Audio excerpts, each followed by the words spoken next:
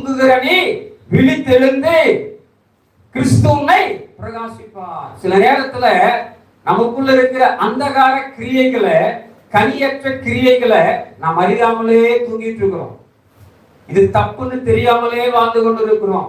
இது தேவனுக்கு பிரியமில்லாதது என்பதை அறியாமலே வாழ்ந்து கொண்டிருக்கிறோம். நம்ம நினைச்சுக்கிறோம் நம்ம கரெக்டா இருக்கிறோம்.